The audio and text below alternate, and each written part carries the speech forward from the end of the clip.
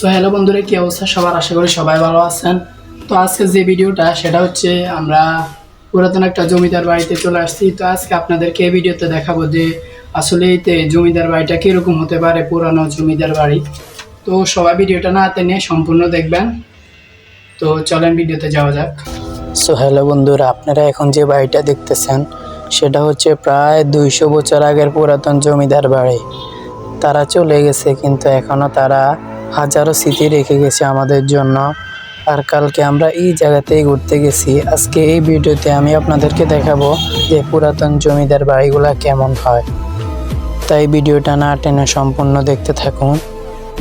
আর এই বাড়িতে আছে হাজার হাজার শত শত বছরের রহস্য। আর এই বাড়িতে এখনও তাদের পূর্বপুরুষরা বসবাস করে। একটা সময় ছিল যে সময় এই জমিদার বাড়িতে হাজার হাজার মানুষ যেত, কিন্তু এখন এই বাড়িটা পুরোই ধ্বংসপ্রাপ্ত হয়ে গেছে। এই কারণে কেউ আর এই বাড়িতে আসে না। আমরা বহুত দিন পর এই বাড়িতে দেখতে এসেছি, কিন্তু আমরা গিয়ে দেখি পুরো বাড়িতেই ধ্বংস হয়ে গেল। আর এই বাড়িটার মালিক যিনি ছিলেন তিনি প্রায় 300 বছর আগে মারা গিয়েছেন। এখন তার বংশধরেরা এখানে বাস করেন। আর এই বাড়িটার পিছন দিকে এতটাই ভয়ঙ্কর, যেটা আমরা দেখার পর আমরা পুরো অবাক হয়ে গিয়েছি। আর তাই ভিডিওটা না টেনে সম্পূর্ণ দেখতে থাকুন। আপনারাও দেখতে পারবেন এই বাড়ির পিছন দিকে জিনিসটা কতটা ভয়াবহ। আর এখন আপনারা যে ঘরটা দেখতেছেন এটা প্রায় ধ্বংসপ্রাপ্ত, এটা পুরাটাই ধ্বংস হয়ে গিয়েছে।